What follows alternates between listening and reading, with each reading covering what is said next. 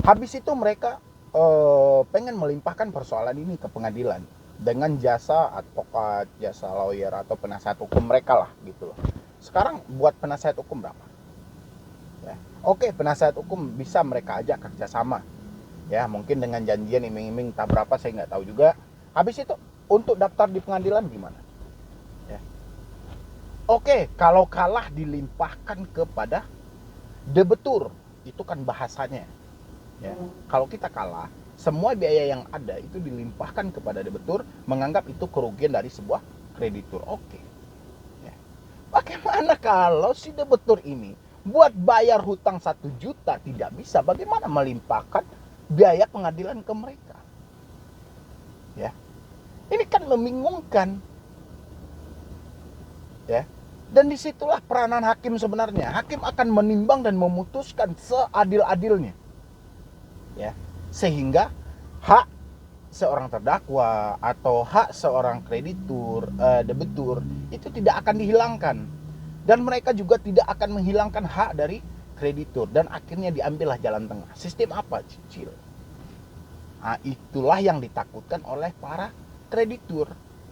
Ya. Sehingga apa? Sehingga mereka yaudah sewa jasa debt collector, cari orang-orang yang tidak ada kualitas kepalanya, kita ajak bekerja. Kalau kita cari orang yang ada kualitas kepalanya, dan akhirnya perusahaan itu pindah ke tangan mereka. Kenapa? Karena kepintaran dari kepala mereka. Dan akhirnya apa? Dicarilah yang debt collector. Mau nggak Anda menagih ini? Dengan catatan, 10 orang yang Anda tagih, Anda mendapatkan sekian. 5 orang Anda tagih, Anda dapatkan sekian. 1 orang Anda tagih, Anda dapatkan sekian. Itulah yang terjadi. Ya. Akibat apa? Akibat lemahnya segi hukum untuk kreditur. Dan parahnya lagi, ini parahnya lagi, para debitur yang telat bayar, para debitur yang tidak mampu bayar, ini ketakutan nih melihat aksi-aksi hukum, bacaan-bacaan dari hukum, mereka langsung down, langsung stres ini segala macam. Padahal timbang dulu, cerna dulu. Kan kita punya kepala. Kepala ini kan gunanya untuk berpikir, supaya membagi ke anggota tubuh kita yang lain. Ya, segala sesuatu itu kita cerna di pikiran, baru kita respon ke semua anggota tubuh kita. Jadi bukan berarti ini misalnya persoalan ini soalnya gitu, jadi kita mau diproses ke jalur hukum sementara hutang kita 500.000. Yang paling sering melakukan hal seperti itu saat ini kan ada Pundi, Rupiah Cepat gitu loh. Kalau home credit biasanya mereka kan dengan surat-surat somasi dari lawyer ini segala macam, itu kekuatan mereka. Ya. Tapi coba Anda bilangin, jujur dengan diri Anda misalnya, yaudah kalau memang Anda mau proses saya ke jalur perdata atau ke proses hukum, insya Allah saya siap. Saya akan persiapkan diri saya untuk hal itu, karena saya memang menyatakan saya sudah tidak sanggup. Saya menyatakan saya sudah tidak mampu gitu loh. Ya. Pasti DC kewalahan menghadapi Anda kalau Anda benar-benar menyerah dengan hal seperti itu. DC juga kewalahan itu. Kenapa? Karena yang diucapkan DC itu bagian dari penagihan, bukan dari fakta yang sebenarnya. Ya, kalau dari fakta yang sebenarnya mereka mungkin langsung proses ini segala macam, tapi akhirnya apa? Ya, akhirnya itu semuanya terhanyut dalam ancaman. Bisa juga terkadang mereka mengucapkan suatu persoalan yang seperti itu, tapi misalnya mereka ngirim somasi ini via email, dia tidak menyebutkan nama Anda. Ya, misalnya mereka ngirim somasi itu via WhatsApp, dia tidak menyebutkan nama Anda.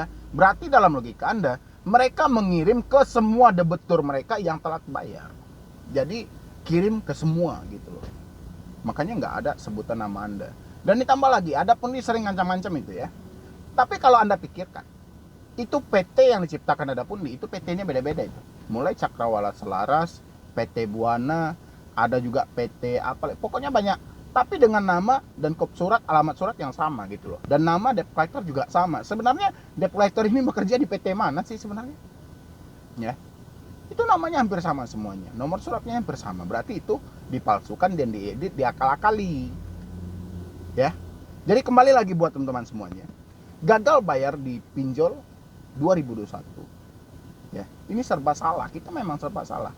Diangkat telepon kita dicaci maki, dibalas chat kita dicaci maki. Jadi kalau saran saya, Anda tidak mengangkat telepon, Anda tidak membalas chat, itu nggak ada salahnya. Ya, secara dipikirin benar. Di mana letak kesalahan Anda? Ya. Kalau misalnya Anda tidak ngangkat telepon, Anda kan punya KTP, mempunyai alamat yang lengkap, apa salahnya didatangi? Kenapa dipermasalahkan soal tidak ngangkat telepon? Bagaimana kalau seseorang ini dia membutuhkan dana mendesak sehingga dia menjual handphone dia, dan akhirnya nggak bisa dihubungi kan? Makanya itulah gunanya alamat. Ya, tapi ketidakmampuan seorang debt collector untuk datang ke tempat Anda sehingga dia mempergunakan cara itu untuk menekan Anda, karena jalan komunikasi mereka cuma via telepon gitu loh. Ya, jadi buat teman-teman semuanya, jadi gagal bayar di pinjaman online, Anda tidak mengangkat telepon, tidak merespon WA, itu nggak ada masalah. Ya, yang penting Anda saat ini benahilah diri Anda dulu, jangan terlalu stres, jangan terlalu panik. Ya, karena kesetresan dan kepanikan ini adalah kesempatan emas bagi debt collector untuk memasuki hidup Anda. Dan mereka bisa menghancurkan hidup Anda lebih dalam. Tapi kalau Anda tidak stres, Anda tidak panik, insya Allah Anda bisa menyelesaikan masalah ini. Ya, mungkin dari saya cuma itu dulu. Terlebih dan terkurangnya saya mohon maaf. Nanti buat teman-teman semuanya yang mau konsultasi atau diskusi sama tim saya, silahkan di nomor yang ada di deskripsi. Atau Anda juga mau follow Instagram saya, silahkan @medibroni. Ya, jadi sekian dulu dari saya, Medi Broni. Wassalam.